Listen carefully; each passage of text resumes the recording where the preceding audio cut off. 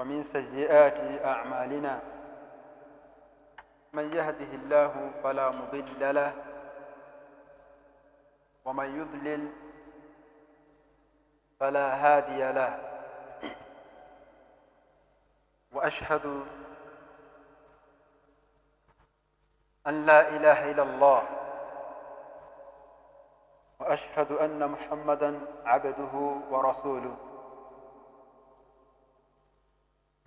اللهم إني أشهد أنه قد بلغ الرسالة وأدى الأمانة ونصح الأمة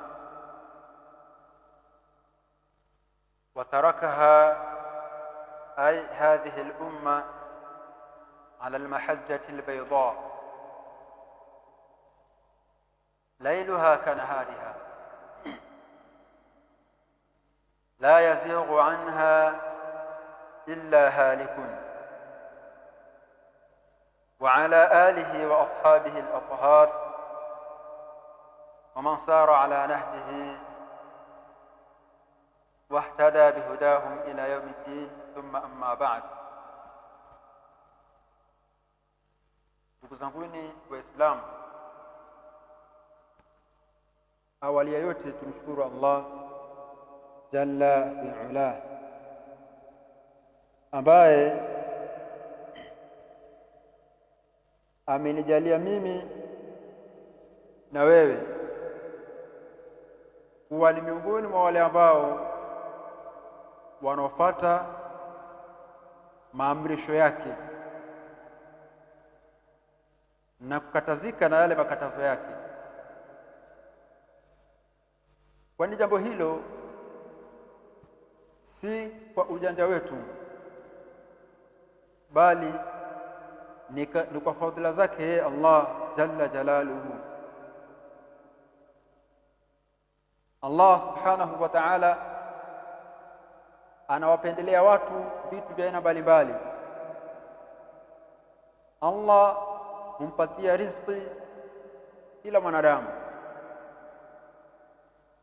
sawasawa awe ni muumini, sawasawa awe sio muumini, sawasawa awe ni mwenye kufanya ibada, sawasawa vile vile awe hafanyi ibada. Allah anampatia riziki. Wa inna Allaha yu'ti rizqa man yuhibbu wa man la yuhibbu, kwani Allah humpatia riziki yule anayempenda na asiyempenda. Wala yu'ti al-imana illa man yuhibbu, na Allah huwa hampatii imani mtu isipokuwa yule ambaye anayependwa na Allah jalla jalaluhu. Kwa hiyo sisi tunaingia katika hiyo orodha ya wale ambao wanaopendwa na Allah jalla jalaluhu. Hatuwezi tukamshukuru Allah jalla jalaluhu tukaweza kumkinaisha kwa fadhila na kheri ambazo alizotunemesha sisi wanadamu. Kwa hizo kheri na neema hatuwezi tukamlipa Mola wetu, basi walau hata kwa uchache kila mmoja afikie hatua ikumbuka neema za Allah, anasema alhamdulillah, anamshukuru Allah jalla jalaluhu kwa neema ambazo alizompatia. Sawa sawa, una uwezo wa kuzihesabu zile ambazo una uwezo nazo na zingine ambazo huwezi kuzihesabu, kwani neema za Allah ni nyingi. Wa in ta'uddu ni'matallahi la tuhsuha, ikiwa mtajaribu kuhesabu neema za Allah alizowaneemesha nyinyi wanadamu, la tuhsuha, hamwezi mkazimaliza. Neema za Allah ni nyingi, lakini neema kubwa ni ya kunijalia mimi na wewe kuwa ni Muislamu, tena ni katika ahli sunnah wal jamaa. Uko kinyume na mapote mengine, hasa hili pote ambalo linalojifananisha na kujinasibisha na Uislamu. Kiuhalisia, ukilitazama hili pote, hili kundi, ni vigumu sana kulitambua kwamba hili kundi sio la Kiislamu, kwani mavazi yao ni kama mavazi yetu sisi. Muonekano wao ni kama muonekano wangu mimi na wewe.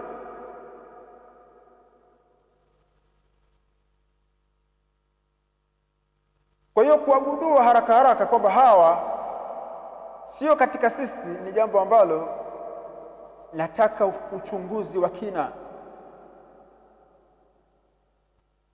Na wao kwa kuwa wanafahamu ya kwamba Waislamu wanaambiwa kuhusiana na wao, wanapokuja kwetu sisi wanatudhihirishia umoja,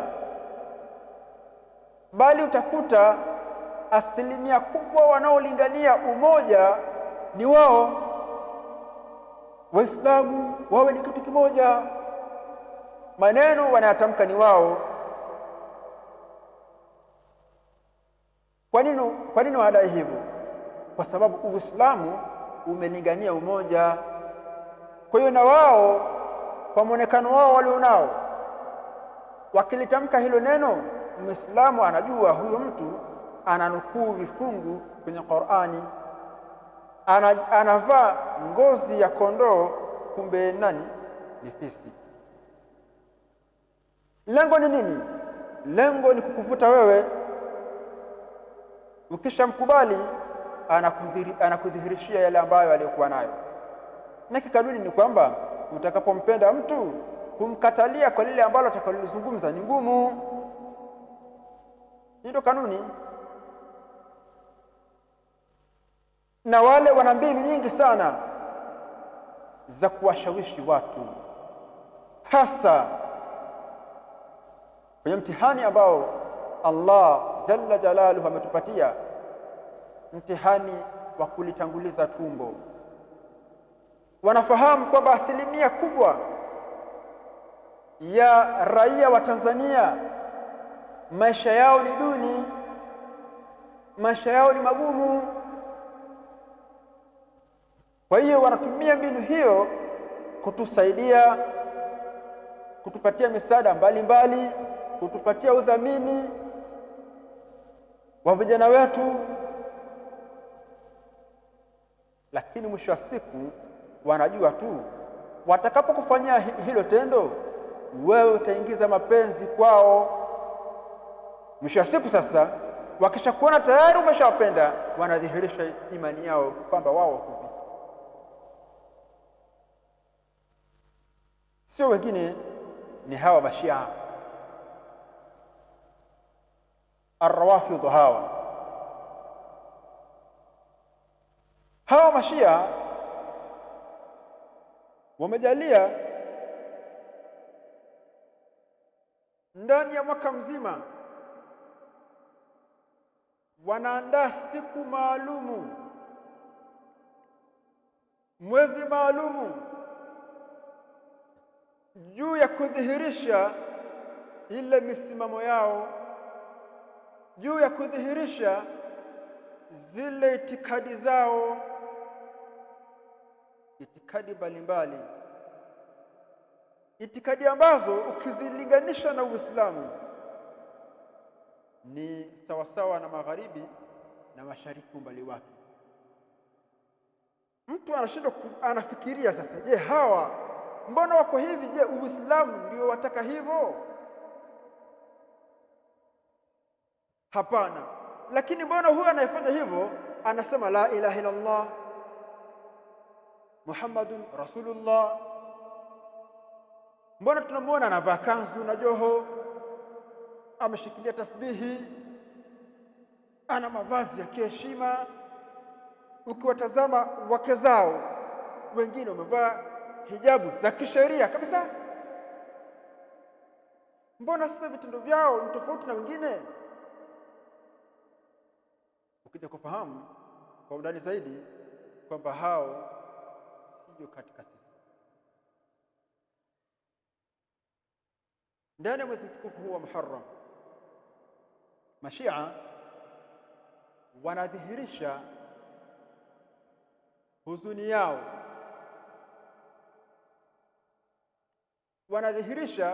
yao, ni kiuongo. Wewe inakuwa vipi umuue mtu alafu ulie? Wamuua vipi mtu? Makusudi kabisa unamuua alafu wajiliza. Wale nini sasa? Wanahuzunika kuna kifo cha mjukuu wake Mtume wa Allah jalla jalaluhu, Hussein ibn Ali. Ukitazama maeneo yao utakuta kwa yale mahekalu yao, misikiti, zile hekalu zao zimepambwa kwa vipeperushi vimeandikwa nini? Ya Hussein. Kwa nini awe Hussein? Na kwa nini asiwe Ali wakati Ali ndio baba? Kwa nini asiwe Hassan? Sababu Hassan ni mkubwa wa nani? Wa Husaini. Ali aliuliwa, Hassan vile vile alisababishiwa kifo chake kilitokana na kunywesha sumu. Husaini aliuliwa. Kwa nini Ali wanamwacha? Kwa nini Hassan wanamwacha, wanamshikilia huyu Husaini? Ni kwa sababu wao ndio waliomuua. Walimuua vipi sasa? Iko hivi, Waislamu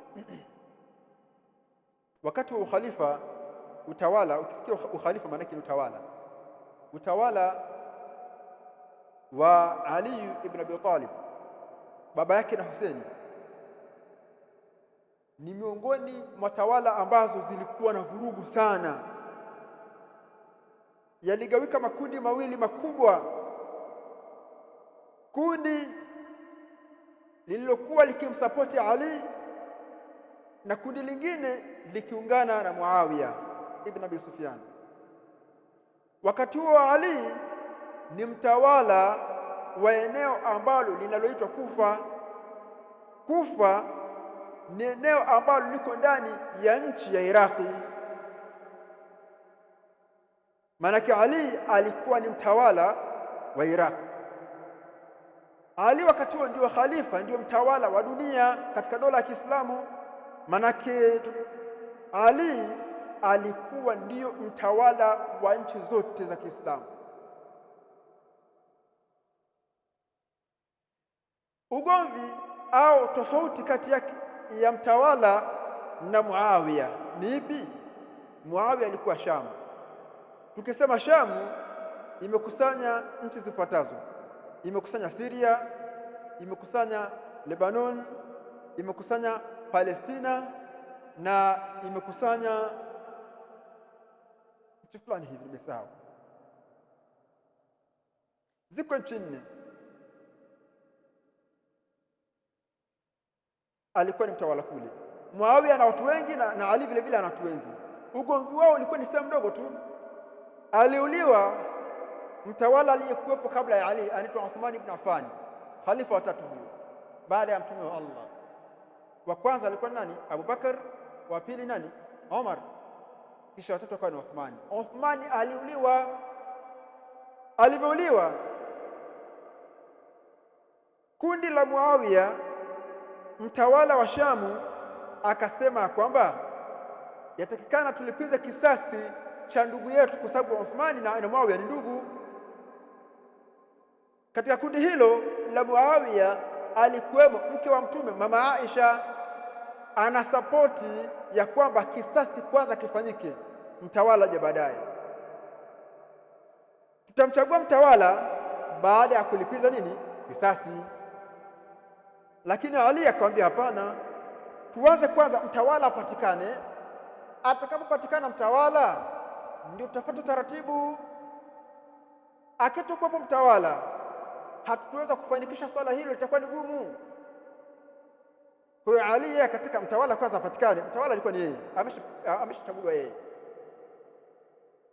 Ali anataka mtawala kwanza ili wachunguze kwa makini, lakini wengine wanasema hapana. Kwa nukta hiyo sasa makundi mawili yakapatikana. Lile kundi ambalo lililomua Uthmani likakubaliana na Ali ambaye anasema kisasi hakuna mpaka mtawala apatikane. Ikatokea vita hapo, vita ikatokea, imekwenda hili neno, hawa wale wauaji wale waliomua Uthmani wakawa na Ali, zingatia hao walikuwa Iraqi, katika nchi ya Kufa, nchi za Mashia hizo, nchi za Mashia. Kisha akaja kutawala Hassan, lakini Hassan akaona hapana, akampatia Muawiya ibn Abi Sufyan, yule mtawala wa Sham. Alipotawala mambo yakawa shwari, mambo yakawa nini, yakawa shwari. Sizungumzii kwamba Ali aliuliwa vipi, Muawiya vipi, hapana, mimi siko huko. Nataka tu nitengeneze sura kisha twende kwenye maktali ya Hussein. Muawiya ametawalishwa, wakati anakaribia kuondoka katika huu mgongo wa dunia, anakaribia kufa, alimtawalisha mtoto wake. Hapo ndio changamoto ilipoanzia. Muawiya alimtawalisha nani? Mwanaye. Masahaba hilo jambo wakalikataa, wakamwambia hapana, Muawiya, hiki tunachokifanya sicho. Muawiya, wewe umefanya jambo ambalo kwanza hakuna ambaye alilifanya. Mtume wa Allah ameondoka hapa duniani, hakuacha tamko la wazi, nasu ni tamko la wazi kwamba mimi Muhammad mtume wenu ninakufa, mtawala atakuwa ni mtu fulani. Hakutamka hivyo. Akaja utawala wa Abubakar anataka kuondoka, yeye akashauri tu basi, mimi napendekeza, mimi hapa Omar ndio awe mtawala, anapendekeza. Kisha akaachia Waislamu wenyewe chaguo. Ni kweli wakampitisha yeye. Akaja Omar alipoondoka duniani aliacha tu usia, mimi sichagui kiongozi, lakini katika viongozi watoke katika watu 6, lakini marufuku mtoto wangu asiwe ni mtawala. Akakataa. Akaja Ali vile vile, Ali akafa, hakumtawalisha yote.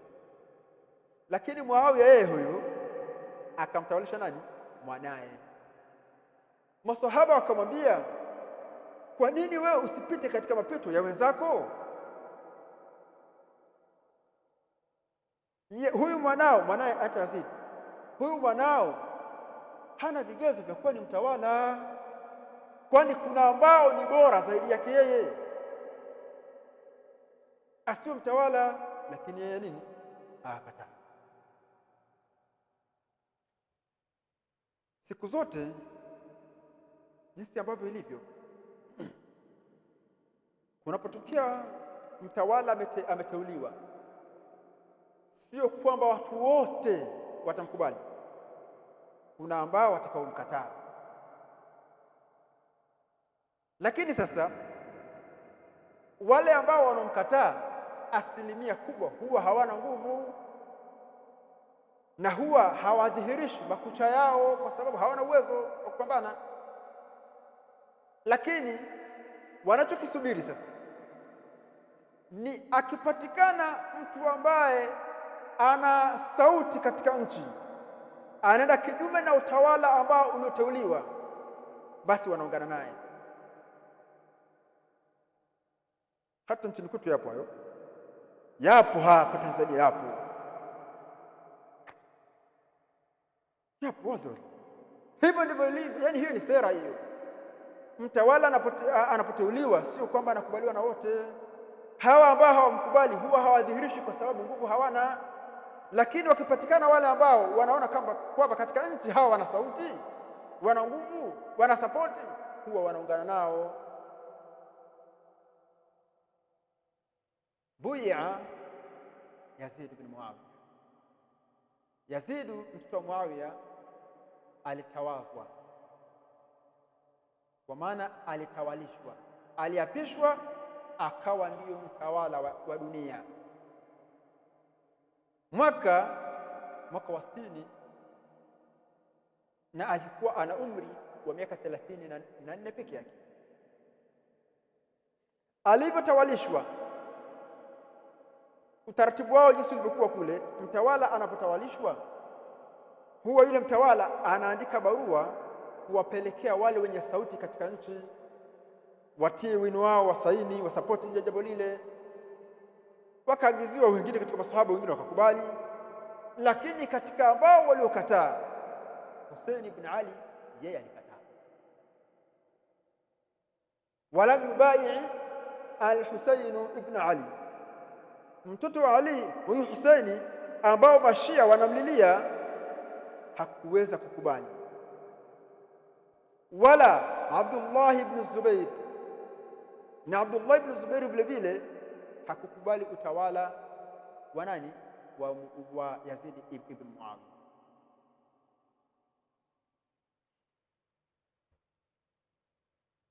Kama kawaida, mfalme akaandika barua, mpelekeni Abdullah ibn Zubair. Wakampelekea, akasema hivyo basi, subirini, kesho nitakupateni majibu. Sawa. Ilipofika usiku, Abdullah ibn Zubair akatoroka. Alikuwa katika mji wa Maka, akatoroka akimbia, na Hussein akafuatwa, akamwambia vile vile, sikilizeni, mimi huwa si mkubali kiongozi siri siri, huwa nikimkubali kiongozi na mkubali mbele za watu wote wanaona mchana kupe. Wakasema basi haina shida. Hussein ilipofika usiku, naye akakimbia akatoroka. Sasa kumbuka, nimetangulia hapo nikasema, mtawala anapotawalishwa sio kwamba watu wote huwa wanamkubali. Kuna ambao huwa hawamkubali, lakini hawana nguvu, wanamsubiri yule ambaye yuko katika nchi mwenye nguvu, aliyemkhalifu mtawala, waungane naye. Balagha ahlu al-Iraq anna al-Husayn lam yubayyi Yazid. Watu wa Iraq kwa lugha ya kileo, Mashia, ukisikia Shia, naamini siku jana Sheikh amebainisha, Mashia ni wale ambao wao wanaotaka kwamba wanamsupport Ali na Hassan na Hussein, kwa lugha nyepesi wanaosapoti familia ya Ali. Watu wa Iraq yao ambao wanadai ya kwamba wanasapoti familia ya Ali bin Abi Talib, wakapata taarifa ya kwamba mtoto wa Ali Hussein hakumkubalia mtawala aliyeteuliwa. Wahum aidan, na vile vile hawa watu wa Iraqi la yuriduna Yazida, walikuwa hawamtaki Yazidi ndio awe mtawala. Ni kawaida yao, hawa ni makhawarij, ni kawaida yao, yaani kawaida yao hawataki mambo yakae sawa sawa, wanataka mambo yawe ni vurugu tu. Walikataa utawala wa mteuliwa, lakini wakashindwa kudhihirisha kwa sababu nguvu hawana. Waliposikia Hussein na Hussein nafasi yake ni kubwa duniani, amekataa, wakaungana naye. Hivyo ndivyo ilivyo. Sasa faarsalu al-kutub, walichokifanya, Hussein amekimbia katika mji wa Maka, ameelekea Madina. Hawa wako Sham, Iraqi, wako Iraqi, ni masafa marefu hayo. Wakaanza kuandika nini? Barua. Wakaandika barua kumshawishi Hussein aende kwao ili wamtawalishe. Sheikh anasema fa arsalu al-kutuba ila al-Husayn ibn Ali, wakawa wanatuma barua kumwendea mtoto wa Ali Husaini, yaquluna fi kutubihim, wakisema katika zile barua zao, inna bayanaka, sisi watu wa Iraqi tunakuteua wewe ndio mtawala wetu. Lakini je, huko Iraqi hakuna mtawala aliyekuwepo? Alikuwepo, lakini ndio hivyo, hawataki. Mtawala aliyekuwepo aliteuliwa na huu mtawala wa dunia anaitwa Nu'man ibn Bashir.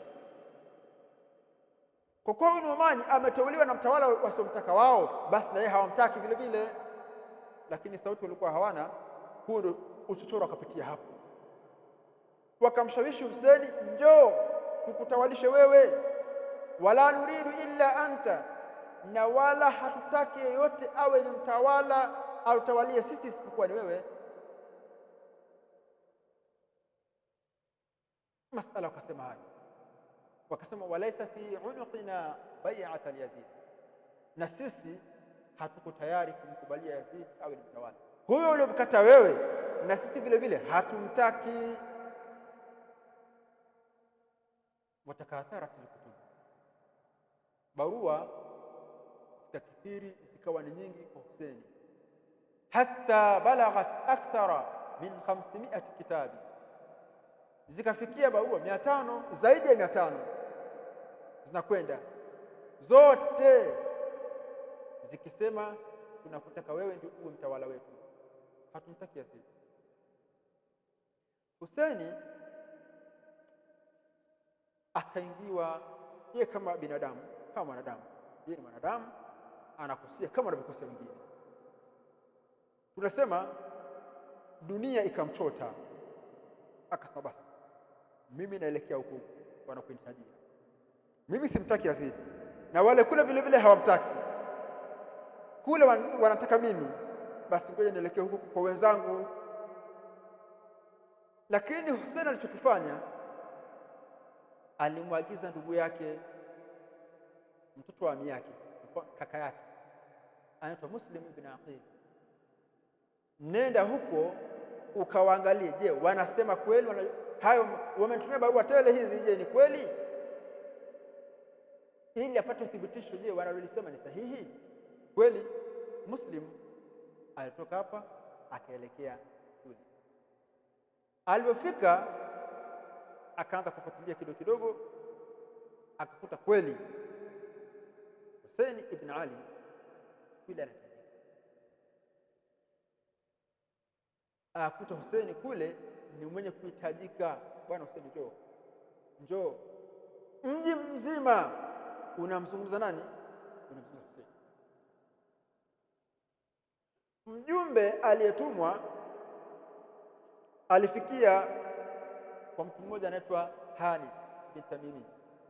Hani at-Tamimi ndio ambaye aliyempokea.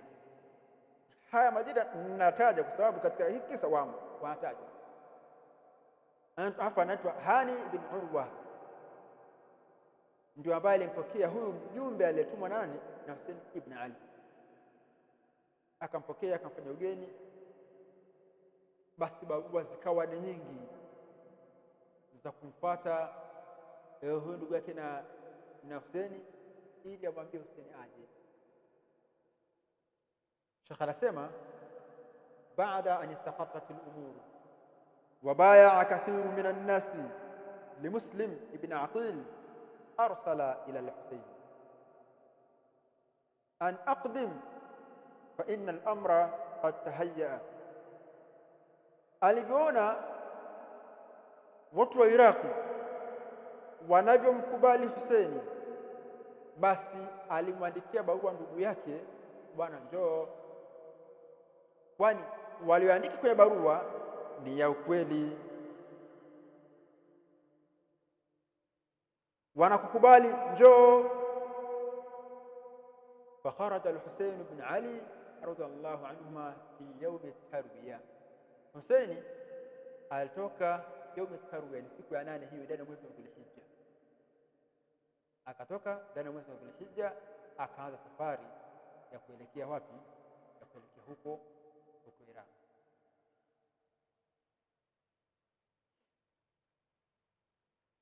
Tuweke nukta kidogo hapo, kisha tuzungumzie utawala wa Yazid.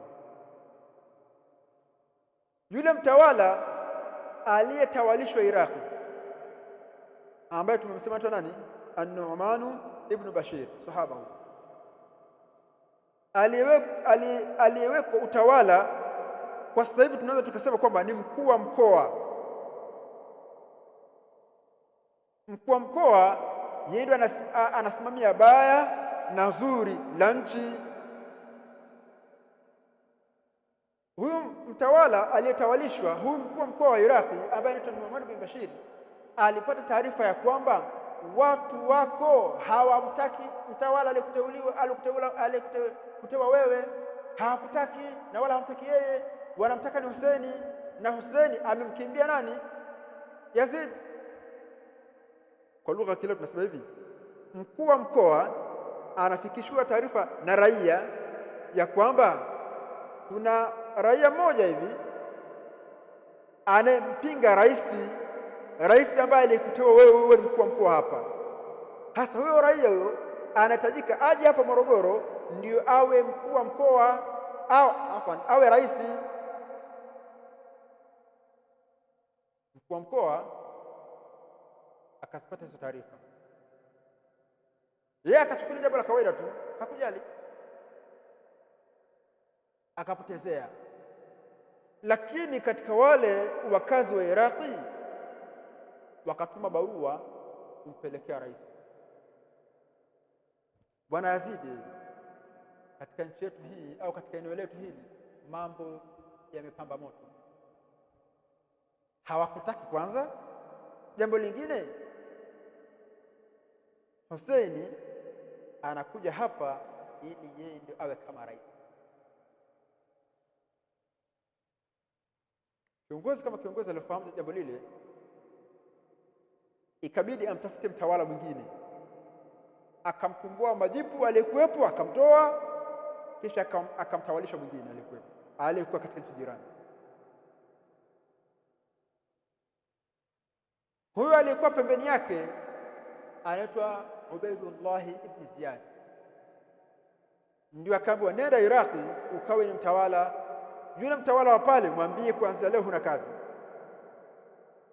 Kweli akafika, lakini mtawala huyo aliyepewa utawala alichokifanya kwanza, na yeye anataka athibitishe ni kweli haya maneno niliyoambiwa ya kwamba watu wa Iraqi wanamtaka Husaini, hawamtaki rais ambaye tulionaye, ni kweli. Akaanza kufuatilia chini kwa chini. Watu waliomuona walikuwa wanajua kwamba huyu hapa ndio Husaini, wakawa wanamkaribisha, karibu sana, karibu sana. Hapo akatambua kweli, kwa hivi akajua aanzie wapi. Moja kwa moja akaenda mpaka Ikulu, akamwambia Mwalimu Bashir, kuanzia leo hii hapa barua kutoka kwa rais, baba sasa hauna kazi, mimi ndio mtawala wako. Kazi imeisha, hakuna ubishi. Mtawala ametawalishwa, aliapishwa mpya. Sasa yeye kazi yake ni moja tu, ni kumtafuta nani ambaye aliyevalia njuga jambo hili. Ukishamkamata huyo, basi hawa wengine raia hawa utawakamata vile vile, kwa sababu hawa raia, kumbuka mwanzo nimesema kuna ambao wanaopinga utawala lakini nguvu hawana, wanasubiri nani ambaye mwenye sauti katika nchi ambaye anapingana utawala uliopo ili waungane naye. Hasa Ubaidullah ibn Ziyad alipofika, ilibidi amtafute nani ambaye ameshikilia kidedea jambo hili. Akamfuatilia, akamkamata, akaletwa Ubaidullah ibn Ziyad, akaletewa huyu Hani ibn Urwa, sababu Hani ibn Urwa yeye ndio ambaye aliyekuwa anatawalia swala hili. Yeye ndio alipokea mjumbe alitumwa na Husaini, maana yeye ndio kama mshawishi mkubwa. Alivyokamatwa aliulizwa, aina Muslim ibn Aqili, yuko wapi yule ambaye alitumwa na Husaini aje hapa? Hani akasema, wallahi law kana tahta qadami ma rafa'tuha, namwapia Allah, hata lau kama huyo Muslim ibn Aqil angekuwa chini ya unyayo wangu hapa, nisingeweza kunyanyua mguu wangu ili umuone. Fadarabahu Ubaydullah bin Ziyad thumma amara bihabsi, akapigwa kisha kaamrishwa afungwe. Sasa kumbuka, wakati huo tayari barua kutoka Iraqi imeshatumwa kwenda kwa nani? Kwa Husaini, kwamba Husaini, njoo, mambo huku ni mazuri. Husaini ana safari inaanza, mambo Iraqi yanageuka, mambo Iraqi yanawaka moto. Maanake Husaini anatoka katika mji wake anakwenda kwenye matatizo.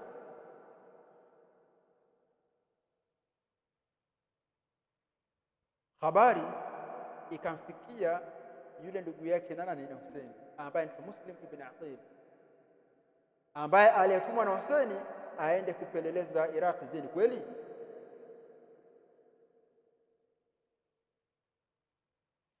Saliwana ile hali, fakharaja bi 4000, akatoka na kundi la watu 4000. Sikiliza hii nukta hii ili ujue kwamba watu wa Iraq sio mchezo, waongo kweli kweli hao. Muslim akatoka na watu 4000 wakaenda kuizingira nini? Ikulu. Bwana, maandamano hayo wanataka yule Hani ibn Urwa, yule mateka wao aliyeshikwa, wamtoe. Watu wa Kufa, wale watu wa Iraq wale waliomshawishi Husaini ili aje, wakatoka naye. Muslim wako naye, twende kapambane. Wakana inda Ubaydillah ibn Ziyad fi dhalika alwaqti ashrafu an-nas, faqala lahu. Sasikilizeni, Ubaydullah ibn Ziyad yeye wakati ni mtawala, aliwachukua wale ambao wote ni viongozi katika maeneo yao yale yote, kama huyu mzee ana sauti mazimbo hapa, yeye wewe utakuwa karibu yangu, ana malengo huyo, mtu fulani huyo ndio shekhi wetu, asogea hapa, wewe mtu fulani sogea. Wale wenye sauti katika nchi, Ubaydullah ibn Ziyad akawachukua yeye. Anajua siku zote kuna wazee wa maeneo wakizungumza, ndugu yangu, yaani kauli yao kama vile, yaani sema kitu gani, maneno yao huwa hayapingwi. Hasa hao akawachukua mtawala aliyeteuliwa mpya Muslim bin Aqil, akawa na raia hao wako chini na nani ya hao wazee.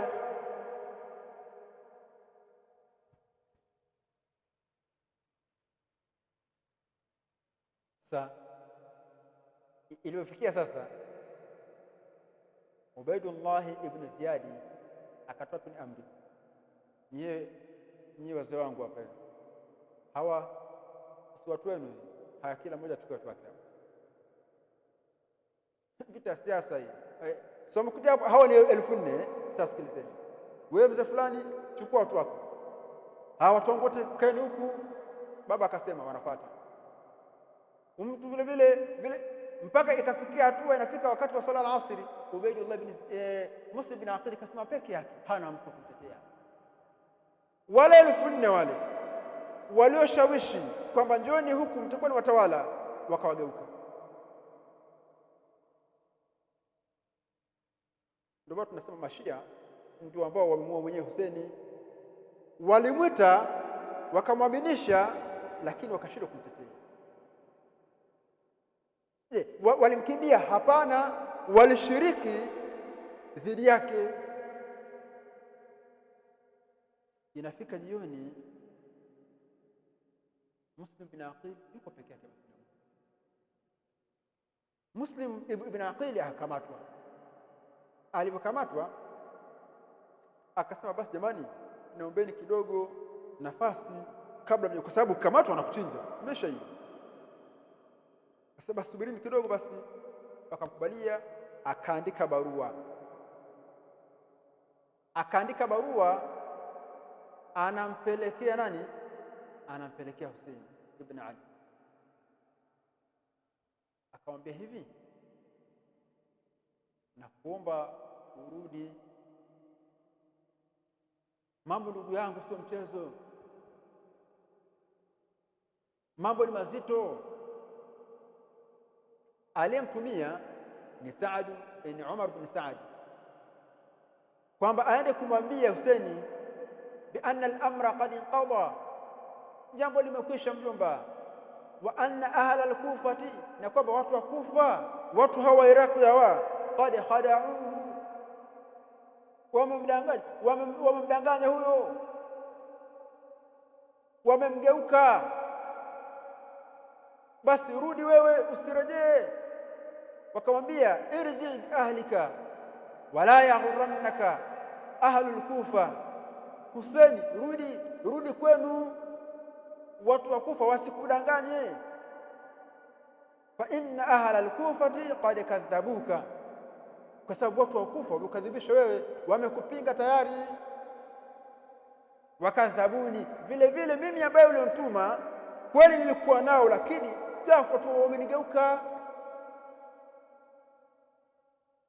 Walaysa likadhibi rai, lakini muongo si hana rai kweli?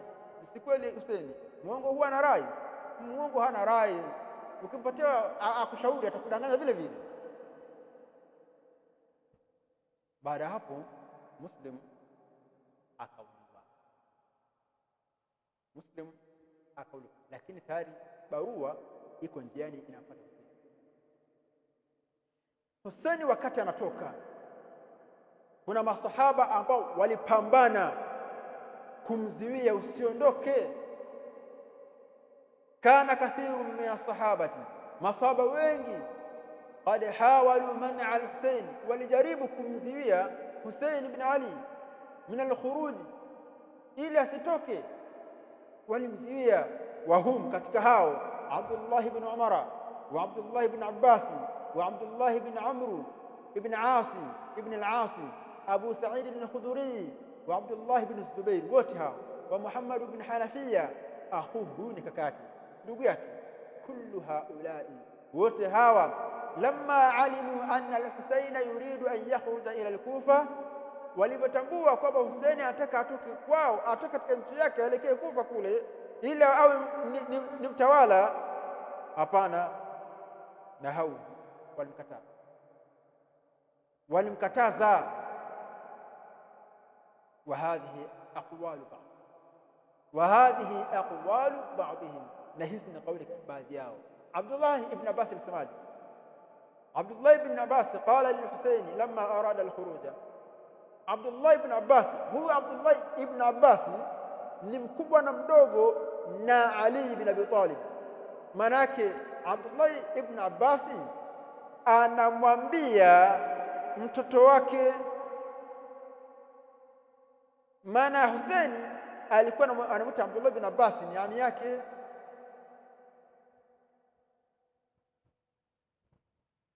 Anamwambia, akamwambia, ndugu yangu, mwanangu, laula an yuzri bi wa bika an-nas, lau kama sio kuogopa watu wanaweza kunisema vibaya, kwa hakika mimi ningekuzuia wewe usitoke ukaenda huko.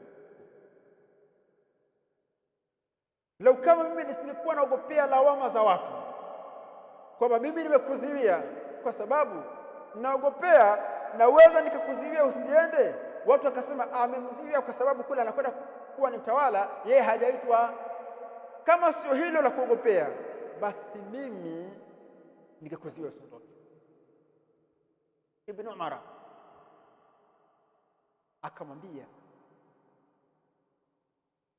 habari ilimfikia kwamba Husaini atakaelekea Iraq. Ibn Umar alifanya haraka sana, akaenda kukutana naye njiani, akamwambia, aina turid, Husaini uenda wapi? Qala al-Iraq, mimi naelekea Iraq. Husaini akamtolea uthibitisho, wa akhraja lahu al-kutuba allati ursilat min al-Iraq, akamtolea barua mbalimbali ambazo zimetumwa kutoka wapi?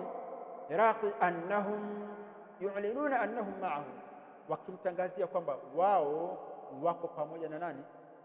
Na Husaini, wako naye. Ibn Umar akatazama, kisha akasema, mimi hapa Ibn Umar muhaddithuka bihadithi, nataka nikusimulie hadithi. Inni muhaddithuka hadithan, nataka nikusimulie hadithi. Inna Jibrila ata an-nabiyya sallallahu alaihi wasallam fakhayyarahu baina ad-dunya wal akhirah. Jibril alimfuata babu yako, alimfuata mtume ambaye mtume huyu ni babu yako wewe, akampatia khiari mtume achague dunia au achague akhira. Fakhtara al-akhirah, akaichagua akhira babu yako wewe. Wala yuridi dunia, lakini babu yako dunia hakuitaka. Nini manake? Manake Ibn Umar anitazama, huyu hapo ametanguliza dunia mbele, lakini wewe vile vile ni bad'at minhu, wewe ni sehemu ya mtume wa Allah jalla jalaluhu, kwani mtume wa Allah binti yake ndio amekuzaa wewe. Kwa hiyo wewe una asili, babu yako ni mtume wewe. Kama babu yako dunia alikataa akachagua akhira, basi na wewe fanya hivyo. Kisha kumwambia, wallahi na namwapia Allah, la yaliha ahadun minkum abada, hawezi kuwa ni mtawala katika nyinyi ahlul baiti, mtawala wa Iraq milele. Wama sarafa Allahu ankum, na Allah huwa utawala huko Iraq hakuondosheni nyinyi, illa lilladhi huwa khairun lakum, isipokuwa kwa sababu ya kupatieni kile ambacho ni bora zaidi ya hilo. Acha, usiende huko, tekeleza majibu ya babu yako. Waswahili wanasema siku la kufa lisikii dawa, si ndio? Wewe usubutu yaani na barua zote hizi 500, wewe hapo hataki kweli, lakini kwa ilikuwa tayari ni qadar, unakipata kifo. Qadar haipingwi, wa bil qadari al maqdur iqim bih, qadar ishakuwa, hawezi kukataa kwa sababu ni qadar, unakwenda kufa. Fa aba an yarja, akataa. Tumalizie na kauli moja ya kuhusiana wale ambao walimkataa nani, walimzuia Hussein asiende. Ni mshairi mmoja anaitwa Farazdaq. Farazdaq baada ya Hussein kutoka katika mji wa Madina anaelekea Iraq, laqiyahu al-Farazdaq. Farazdaq alikutana na Hussein الشاعر فقال له Farazdaq, akamuuliza huyo Farazdaq ni mtu wa Iraq, anajua watu sio mchezo. Akamwambia kama Hussein, Hussein akamuuliza Farazdaq, min aina, watokea wapi wewe? Kijana, unatokea wapi? Akamwambia min al-Iraq, mimi natokea Iraq. Qala kaifa halu ahli al-Iraq, akamuuliza vipi hali za watu wa Iraq, siko vipi, wanasemaje? Akamwambia wazi, qulubuhum ma'aka, mioyo yao inaonyesha kwamba iko na wewe, lakini wasuyufuhum ma'a bani Umayya, lakini kwenye vita hawako na wewe, wako na bani Umayya, wako na yule mtawala ambaye yupo. Kwa maneno wako na wewe, lakini kutokea vita tu wanakimbia. Manake ni maneno huko, usiende, huo ni mtego ndugu yangu. Faaba Hussein akakataa, illa an yakhruj, isipokuwa yeye alikusudia nini? Alikusudia kuondoka. Hussein akaondoka.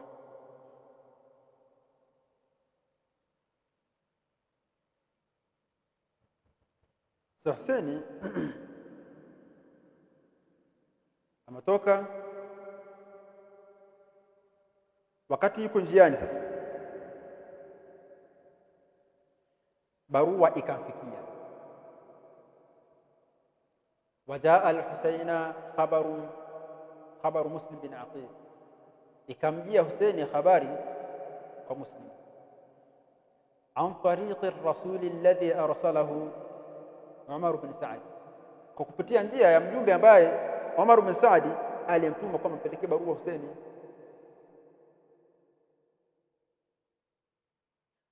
Barua ilipomfikia ikimtaka Husaini arudi, fahamma al-Husainu an yarjia. Kweli Husaini sana yeye, nimekatazwa kuna maswahaba wenzangu wameniziwia, nimekutana na mtu wa Iraq mwenyewe ameniambia maneno yale, barua imenifikia tena kutoka kwa mtu ambaye nilimtuma. Fahamma al-Husainu an yarjia, Husaini na moyo wa kibinadamu ukamshika uoga, akataka kurejea, akakusudia kurudi. Sasa fakallama abnaa Muslim bin Aqil, Husaini akawazungumzisha na akawauliza wale watoto wa Muslim bin Aqil ambaye Husaini alimtuma baba yao aende kule Iraq, na baba ameuliwa kwa sababu ya Husaini. Jamani sikizeni, baba yenu kauliwa kweli, mimi ndiye ambaye nilimtuma kule aende, lakini kauliwa. Je, tunarudi? Turudi? Faqalu la, wakasema haturudi, wallahi la narji'u hatta na'khudha bithari abina, haturudi mpaka tukalipize kisasi cha baba yetu. Sasa Husaini akafikiria, mimi hapa ndio nimetumia ushawishi, baba yake kaenda kula kauliwa, barua imenifikia ya kurudi, kweli nirudi? Ikabidi akubaliana nao, ndani hivyo hivyo twende. Lakini Husaini tayari alikusudia nini? Kurudi. Husaini sasa akaondoka. Alipoenda kule, Ubaidullah ibn Ziyadi alimtuma Umar bin Saad na jeshi la watu takriban 2000 au zaidi, nenda ukikutana Husaini njiani anakuja, mziwe mwambie arudi. Kama barua hajamrudisha, basi yule jeshi litamrudisha. Mpaka pale wakutana, akamwambia fa inni amuruka an tarjia wa an la yabtaliani Allahu bika. Husaini, mimi nafahamu wewe ni mtoto wa Mtume. Sasa mimi hapa nakuomba rudi ulikotoka, Allah asinipatie mtihani dhidi yako, tutapigana hapa. Irji min haythu ataita, rudi ulikotokea, au kama ulikotokea utaki, idhhab ila Sham, elekea Sham. Kapitaja jingine, nenda huko ila haythi Yazid, ambako alikuwa nani? Yazid, nenda huko. Fa abal Husaini akakataa, hapana. Husaini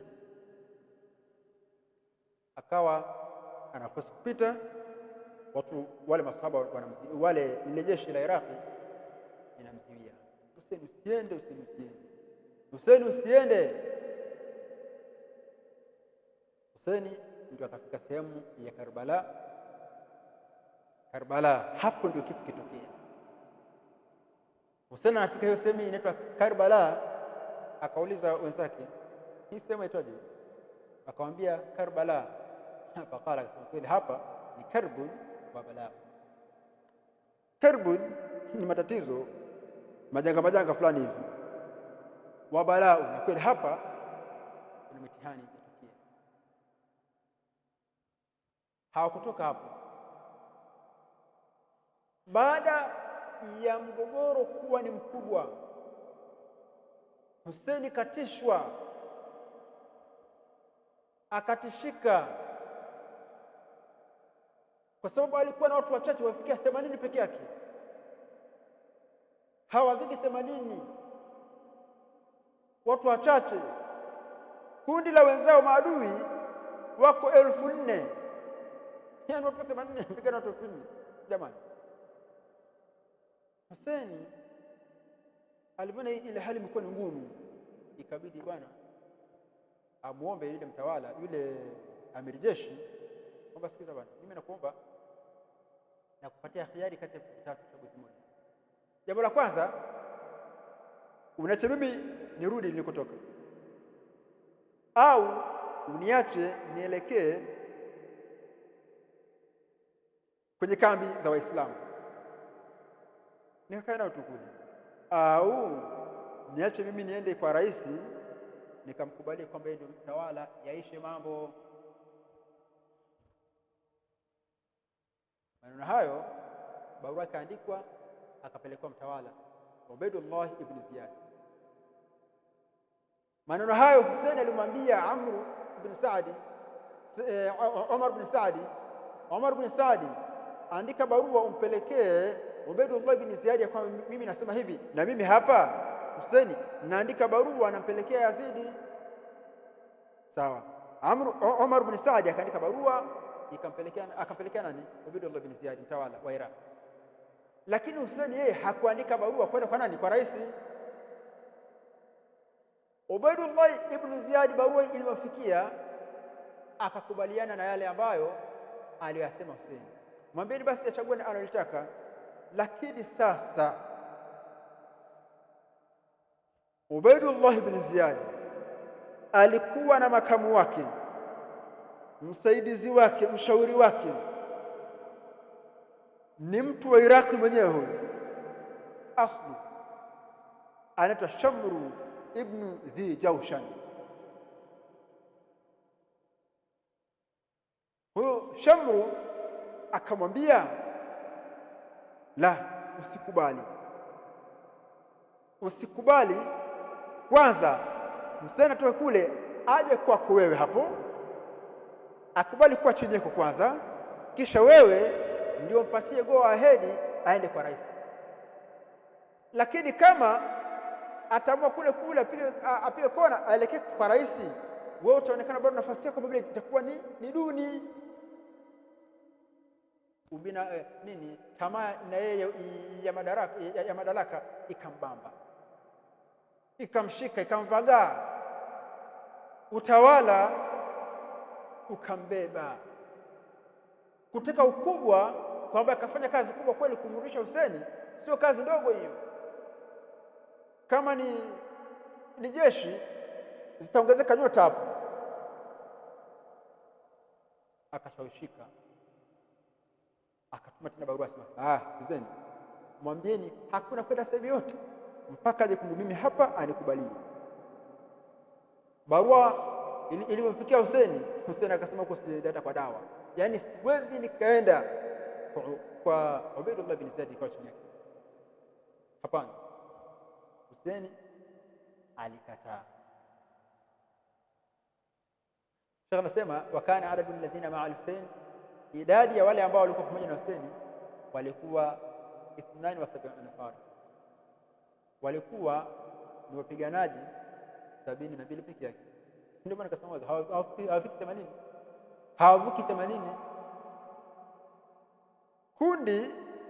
Kundi la watu wa Iraqi, Sheikh anasema kwamba ilikuwa ni 5,000, ni wanajeshi 5,000, mko 72 kwa wanajeshi 5,000, mwawaza wapi?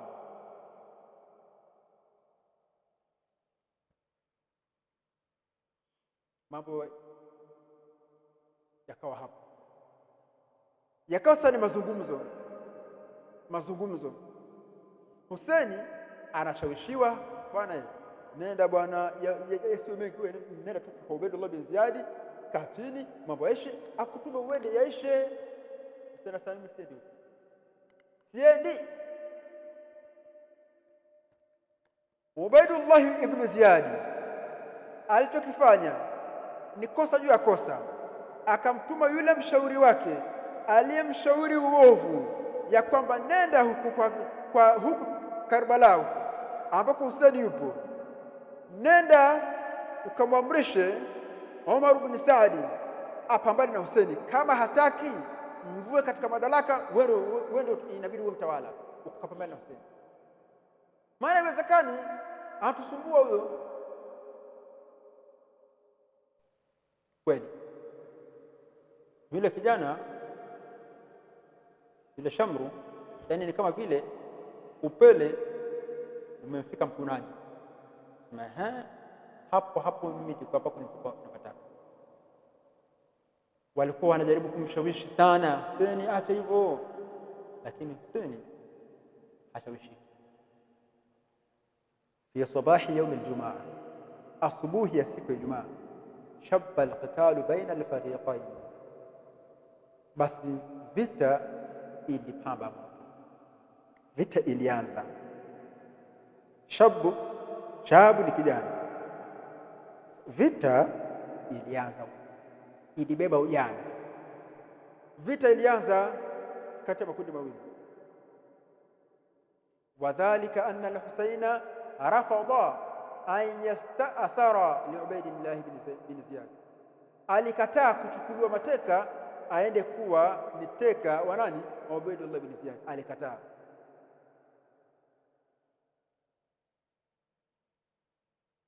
وكانت الكفتان غير متكافئتين. Muzani huwa unakuwa na masani mawili huku na huku, vinashindana hivi, yale masani yanashindana. Haya masani yanaitwa ni kifataini katika lugha ya Kiarabu. Vipimo viwili vile vilikuwa havilingani, vilikuwa haviendani.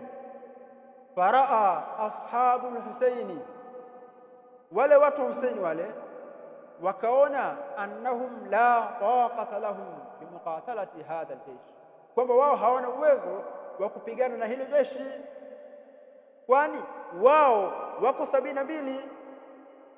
Jeshi la watu wa Iraqi wako ngapi? 5000. Katika hao 5000 kuna wale ambao walioandika barua ya kumwita Hussein aende kwao,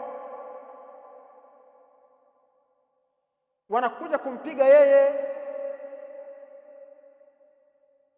Walishamwambia, kuna mmoja kwa mfano Abdullah ibn Zubair alimwambia, wewe atati qauman, wewe unawaendea watu ambao qatalu abaka, waliumua baba yako, watanu ahaka, na wakamchoma kaka yako, wewe unafutana naye wewe.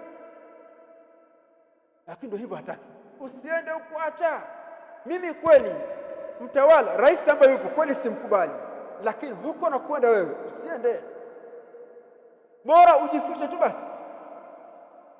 Wewe unakwenda kwa watu ambao waliumua baba yako, wewe unakwenda kweli? Hussein acha, lakini hakukubali. Kwa watu wake wenyewe akasema hawa watu hawawezi hao. Lakini sasa fasara hammuhum alwahid almaut, basi kufa yao ikawa ni kufa tu. Wanajua tu kabisa hapa hata kama tukipigana hapa tunakufa tu. Vita ikawa inaanza kidogo kidogo, yani kama vile wanaogopana. Jeshi la hawa 5000 likiongozwa na Umar ibn Saad, wakati huo kabla ya Shamru hajafika, alikuwa anaogopa kuanzisha vita, kwa sababu yule ni mjukuu wa Mtume. Nitamwangalia vipi Mtume wa Allah siku ya Kiyama kwamba mimi ndio nimemuua nani? Mjukuu wake. Akawa anaogopata vita isiwezi. Usinirudi, hataki. Sasa wakati ule sasa, yule mshauri mbovu aliyepewa utawala na yule kiongozi wao wa Iraq Ubaydullah ibn Ziyad, alipofika fasaha akapiga kelele nyingi, waihakum madha tantadhirun, nyie vipi Mwasubiri nini hapo? Aqdimu, nendeni mbele mkampiga huyo. Fataqaddamu ila al-Husayn, basi majeshi imetoka ni amri, piganeni. Wakatoka hao walioenda kumpiga, ndio wale ambao waliomwita Husaini, njoo kwetu sisi tutakusaidia. Leo hii wanakwenda kumpiga, lakini Mashia hautowasikia hata siku moja wakizungumza kwamba wao ndio ambao walimuua, bali visingizio eti Yazidi ndio ametoa amri wamuue. Sio kweli, uongo. Ukiwaambia je, Husaini hakuandikiwa barua kutoka kwa watu wa Iraki waende kwamba Husaini aende kule, watasema ndiyo. Kwani watu wa Iraki msimamo wao ulikuwa ni upi? Msimamo wao ulikuwa ni kutetea familia ya Ali. Nyie Mashia mko vipi? Na nyie si mnawatetea familia ya Ali au sio hivyo? Atasema ndiyo. Sasa sikilizeni, nyie kama jinsi ambavyo mnavyotetea familia ya Mtume, basi hata wale wa Iraki waliandika barua wakamwita Husaini aje kwao ili awe ni mtawala. Maana yake walikuwa wanatetea nyumba ya nani? Ali bin Abi Talib, lakini hao ndio ambao waliomgeuka wakamua. Kwa nyie babu zenu ndio ambao waliotawalia kumuua Husaini. Kwa hiyo sisi tunasema hivyo kwa kuwa babu zenu ndio ambao waliomuua na walikuwa wakidai kwamba wanatetea Ali na familia yake, na nyie mnadai hivyo, basi nyie Mashia ndio ambao mmemuua. Mzozo hukuwa unaishia hapo hapo, ataenda huku atarudi huku, nukta ni ile ile. Watu wa Iraki walimwandikia Husaini barua aende wamtawalishe, lakini wakamgeuka, na hao ni babu zenu, na wao walikuwa nadai kwamba hawataki mtawala yeyote isipokuwa atoke kwenye familia ya Ali bin Abi Talib. Nyie si mko hivyo? Kumbe akataa yao, hakatai hapo. Maana kumwambia tu, maana wewe unajua vizuri, hata kitu anakuwa macho, unajua bwana, hakuna chukua jibu, sio hivyo. Basi Mashia nyie ndio ambao umemuua. Msimsingizie Yazid ibn Muawiya, hakutoa amri kwamba kamuueni, hakutoa amri hiyo. Vita ikaendelea, Husaini akabakia peke yake. Mwisho wa siku Husaini alijaribu kupambana, lakini yuko peke yake, huwezi ukawashinda watu wengi. Husaini akauawa. Baada ya kuuliwa Husaini, humila rasuhu ila Ubaidillah ibn Ziyad, alikatwa kichwa kapelekwa kwa Ubaidullah ibn Ziyad. Ubaidullah ibn Ziyad akachukua kijimti, akawa kile kichwa anakipiga.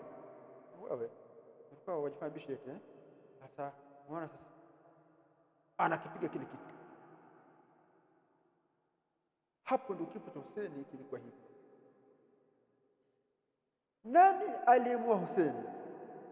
Aliyemua Husaini ni Mashia. Mashia wa kileo ambao tuko nao wanalia na wanahuzunika na wanajipiga na wanajikatakata. Sio Mashia wa Tanzania, huko Irani, maana Irani ndio kitovu cha Ushia. Wanajikatakata. Kwa nini? Ni kwa sababu wanajilaumu kwa udanganyifu ambao waliofanyia Husaini bin Ali radhiallahu anhu. Wanahuzunika, wanaanza kujipiga na kujiua.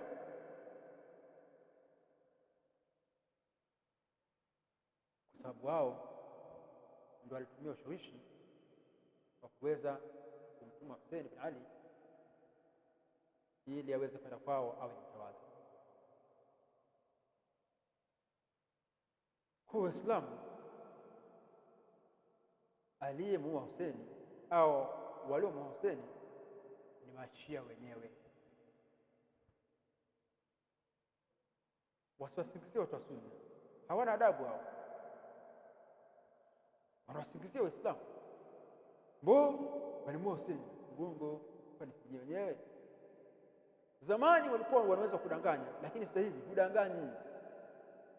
Vitabu vyao vimejaa mitandaoni sasa hivi. Yaani mtu anapambana na mshia, kitabu chake hajawahi kukiona kwa macho hivi kwamba amekishika hivi kwa mikono, lakini kwenye simu anacho kitabu fulani. Hakuwa kubali sitakuwa ni okay, basi hasikilizi, anakusomea kifungu pale. Kwa hiyo kama jinsi ambavyo ilivyokuwa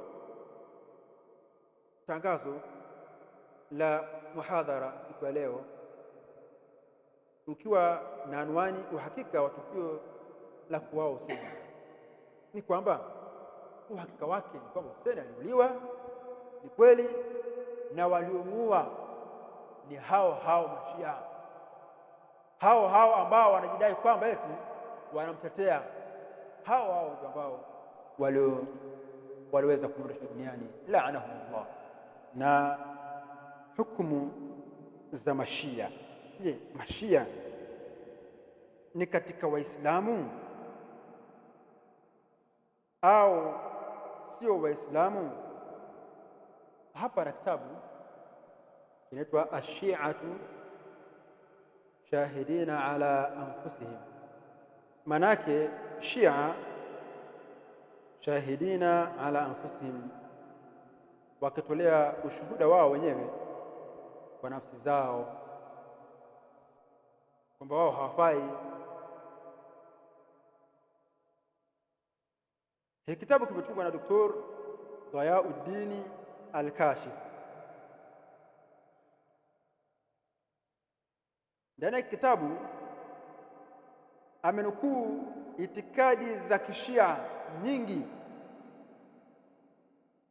amenukuu itikadi za Kishia mbalimbali ambazo kwa itikadi hizo zinapelekea kupatikana hukumu ya Mashia. Wana itikadi za ajabu,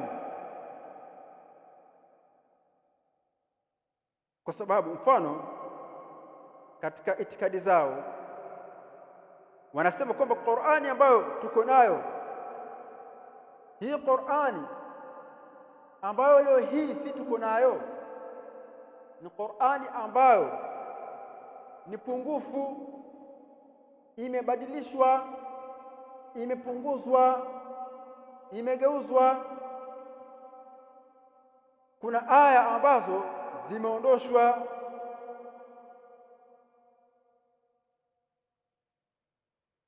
Katika maneno yao wao huwa wanazungumza. Kuna shekhi wao anaitwa Muhammad ibn Yaqub Al-Kulaini. Huyu bwana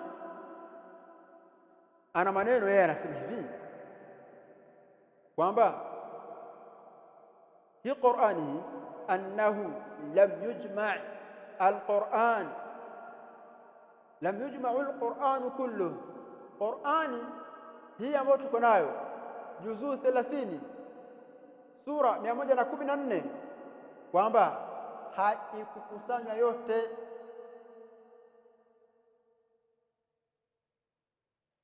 illa al-a'imma alayhimus salam, isipokuwa maimamu wao ndio walipokuja wakaikusanya, maimamu wao 12, wa annahum ya'lamuna ilmahu kullahu, na kwamba wao maimamu walikuwa kitambua elimu ya hii Qur'ani yote.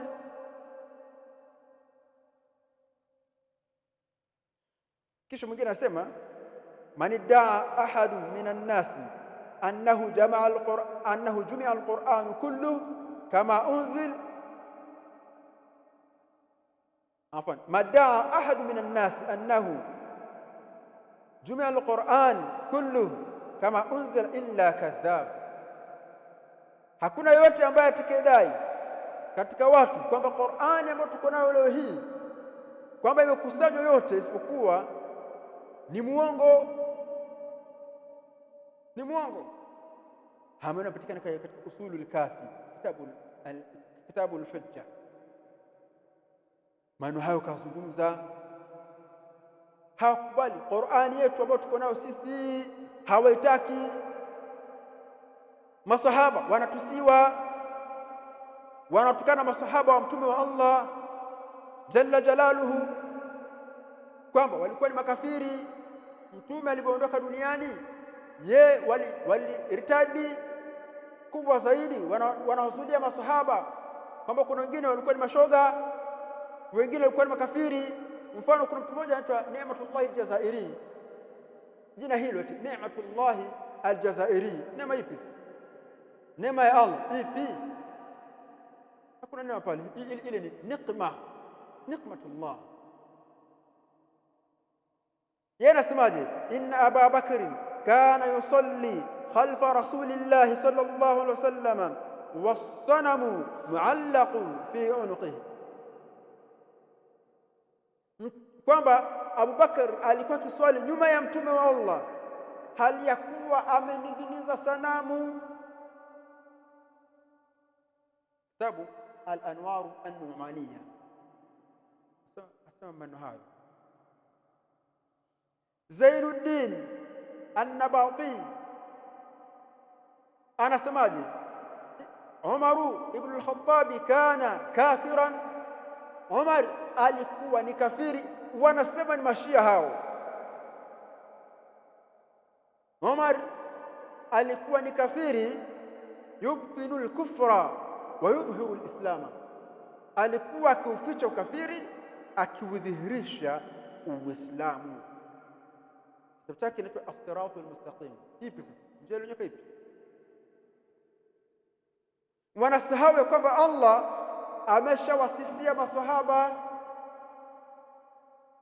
was-sabiquna al-awwaluna min al-muhajirin wal-ansar walladhina ittaba'uuhum bi-ihsan radiyallahu anhum, wale waliotangulia ambao ni wa mwanzo katika muhajirin waliohama kutoka Makka kuelekea Madina, wal-ansar na wale wakazi wa Madina wenyewe, na wale ambao waliowafuata hao kwa wema. Allah amewaambia radhiyallahu anhum, Allah amewaridhia. Masahaba kwa jumla waliohama na wakazi wa Madina wameridhiwa na Allah. Je, waliohama Umar hakuwemo? Je, waliohama Abu Bakr hakuwemo? Je, waliohama Uthman hakuwemo? Aisha hakuwepo? Hafsa hakuwepo? Wote walikuwepo. Vipi sasa mbona Allah kaambia radhiallahu anhu, Allah kawaridhia? Tatizo hilo kwa wanakhalifu tamko la wazi ndani ya Qur'an. Hukumu yake ni ipi? Ahlul ilmi katika wanachuoni wa kisunna wamezungumzia hukumu zao. Wa kwanza, qala Imamu Malik Darul Hijra, imamu wa pili katika maimamu wanne. Imamu wa pili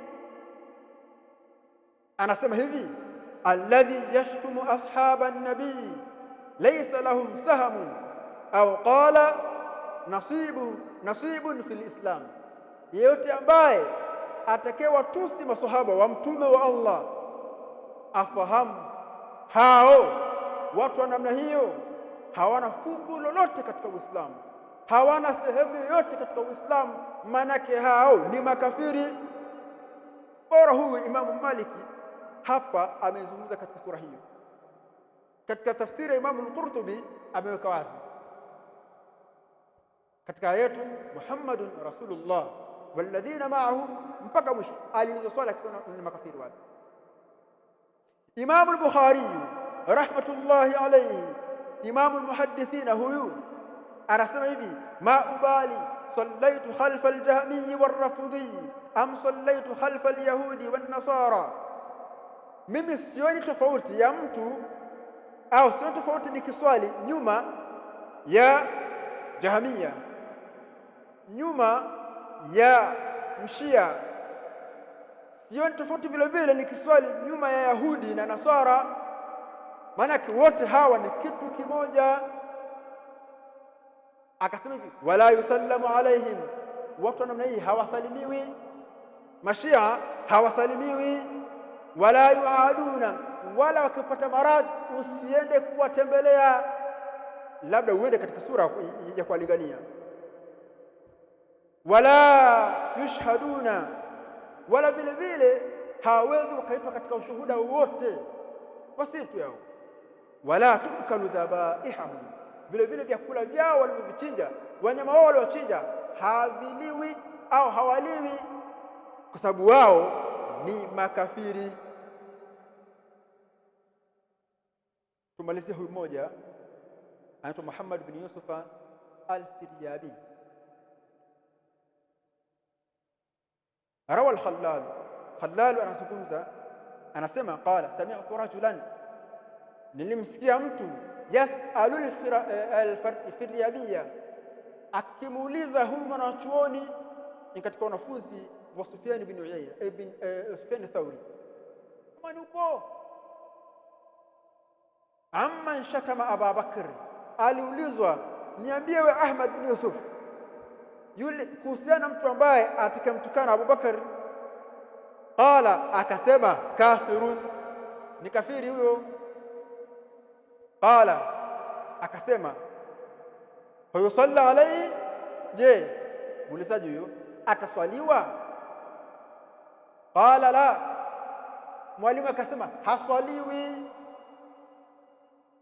Akajenga hoja mwanafunzi akasema, kaifa yusna'u bihi wa huwa yaqulu la ilaha illa Allah, atafanywa vipi wakati huyu Shia huyu anatamka shahada, mimi natamka shahada na yeye anatamka shahada?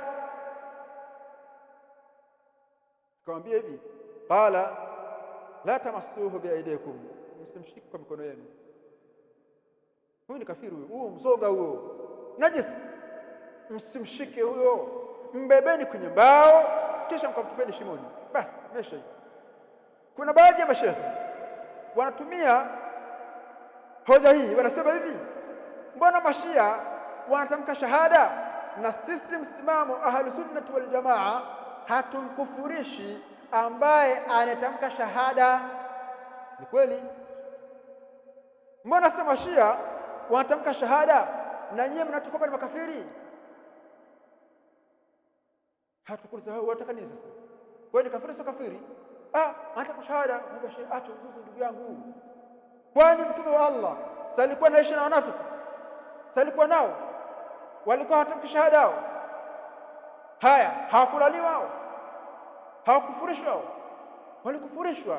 Yeyote ambaye atakayedhihirisha Uislamu akaficha siri yake tukawa tujui, na mhukumu hivyo kwamba ni Muislamu, lakini atakapodhihirisha Uislamu na akadhihirisha ukafiri wake, Uislamu unamtoka, anakuwa hukumu ya nini? Ya kafiri. Hiyo ni kaida ya kiusuli vile vile, hiyo ni kaida ya kiusulu. Kullu man adhhara al-islama wa abtana al-kufra fa innahu yuhkamu ala ma adhhara lana, yote ambaye atakayedhihirisha Uislamu akaficha ukafiri, huyo mtu anahukumiwa jinsi alivyodhihirisha. Wa bilaksi, ikiwa atadhihirisha ukafiri na akaonekana ni Muislamu, fa innahu nahkumu bil kufri, huyo mtu tunamhukumu kwamba ni kafiri. Haiwezekani wewe unakuja hapa unaswali hapa wakati unasema ati hakuna Mungu. Wewe ni nani? Kafiri, hakuna shida. Unasema kafiri huyo, Allahu akbar, hapo kutoka sema hakuna Mungu bwana. Unasemaje hapa? Wewe unasemaje? Sio kafiri huyo? Ni kafiri. Lakini toka shahada ndio ametamka, lakini amedhihirisha nini? Ukafiri wake. Wa sallallahu ala habibina Muhammadin wa ala alihi wa ashabihi وسلم. سبحانك اللهم وبحمدك أشهد أن لا إله إلا أنت أستغفرك وأتوب إليك.